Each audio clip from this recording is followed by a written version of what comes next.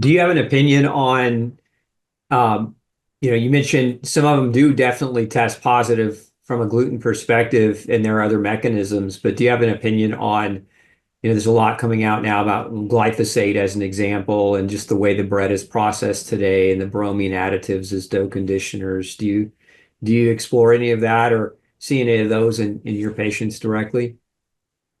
I don't test routinely.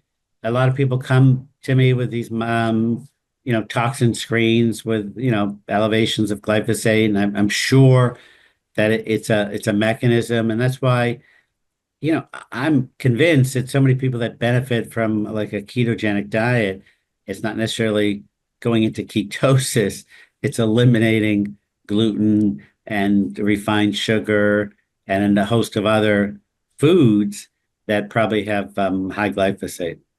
Yeah, that's absolutely been my observation as well.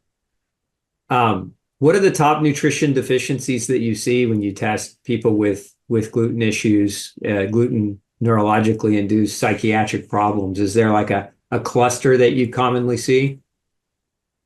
Yeah, I mean, I think the big ones that usually scream out, and there could be endless numbers, but zinc is the one that keeps coming up that we see a lot, particularly in kids and with ADHD and anorexia, and even those that have been on a gluten-free diet uh, continually persist with zinc deficiency, which affects digestion, brain function, so many other aspects of mental health. So the big ones that I've seen would be zinc, some of the core amino acids like tryptophan, and B12, and sometimes iron. But oftentimes I've diagnosed celiac disease by just seeing these deficiencies in healthy, young males who are eating a great diet, but can't pay attention or depressed. And we see all these deficiencies, and then we just go back and end up finding out it's celiac. So just the malabsorption component, or would you say the inflammatory induction leading to nutrient loss, right, through nutrient protective mechanisms? What would you say?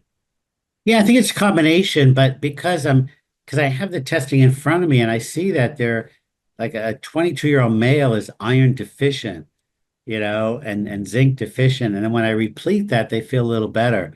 So, I lean more towards these because of the destruction of the intestine, that the nutritional deficiencies, um, just affect brain function. And that's the core of all my work is looking at um, our individual differences in what happens when we're deficient in certain micronutrients. I love that you're looking for that. I mean, to me, it's a breath of fresh air. So many people with psychiatric problems are never even cross their mind that it could be contributed to by B12 or zinc or iron deficiency or omega-3 deficiencies. But it's such a critical element for human physiology and function. Do you do neurotransmitter testing as well, or is it mainly you start fundamentally with vitamins, minerals, amino acids? Yeah, I don't routinely do neurotransmitter testing. I used to when it first came out, and it just wasn't consistent findings. And so I'm looking more for the vitamins and minerals, the macronutrients like levels of amino acids, fasting plasma amino acids, fatty acids. I also look at heavy metals, copper, lead, and then a test called cryptopyrrole is an important part of our kind of psychiatric workup. Do you find a lot of pyroluria or that type of problem, or is that, what would you say? How many people are you seeing with anxiety also have that issue? Yeah, I don't know if I could come up with a percentage. We did one study looking at markers of dysbiosis, and we got about 15% to a psychiatric practice that was the cause. Treated anxiety went away. For cryptopyrrole, it might be the same, maybe a little higher, maybe 20%.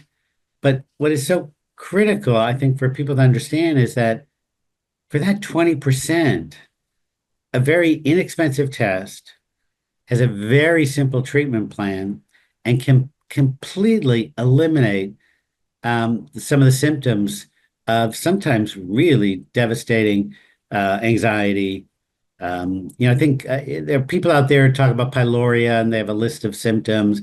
I've seen every psychiatric symptom associated with pyroluria, so I don't think there's one checklist. But if it's positive and you can supply the extra B6, it's just an incredible intervention. Yeah, I got two questions. One, maybe for our audience define that situation, that condition, because that may be over a lot of people's heads. Um, we'll start with that question, and then I have one more follow-up to it. Sure, cryptopyrrole is a urine test that's been around for a long time. It's one of the few things that we don't have a lot of research on, but clinicians have been doing it probably for 40 years. And we look at a marker in the urine.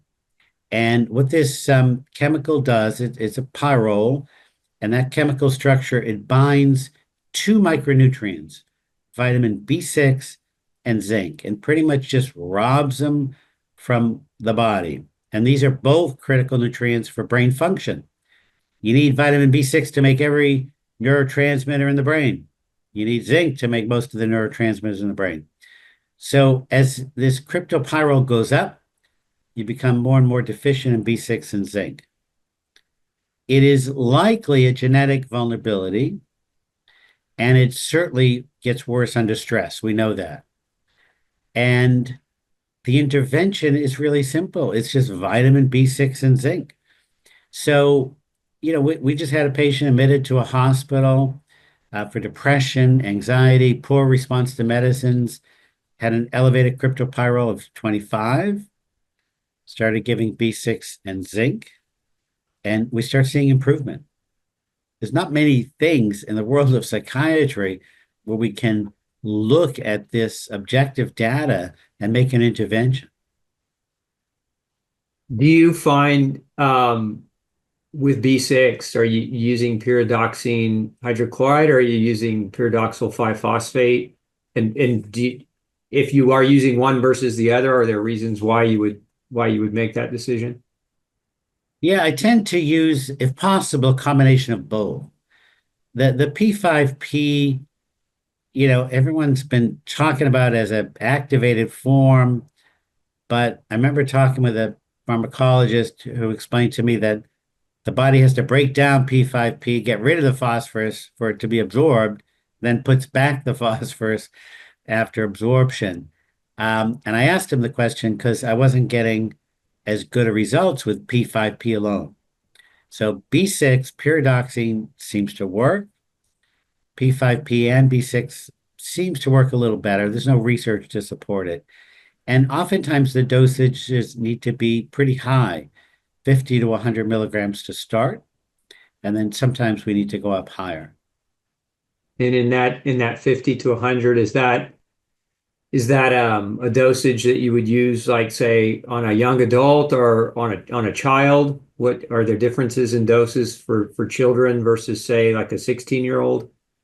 Sure, for children, probably start at 50 and 25 twice a day. And for adolescents and adults, 50 twice a day, which is 100. And I usually would never go above that if for a patient without cryptopyrrole or pyroluria. But for someone with pyroluria, if the levels don't go down or they're still symptomatic, I might have to increase to 200 milligrams of B6. Okay. Ever have any issues with anyone having or reporting some of the toxicity symptoms that are discussed with B6?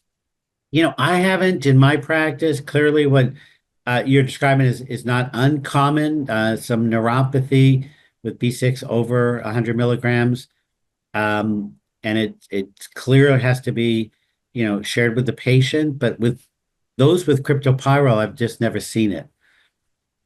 But what we do know is anyone that's had it within a day or two of stopping the B6, it disappears. Yeah, that's been my experience too. I generally don't see any long-term B6 toxicity.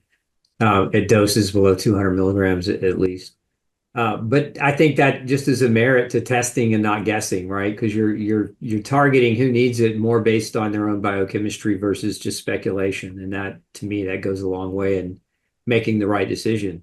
Exactly. Yeah.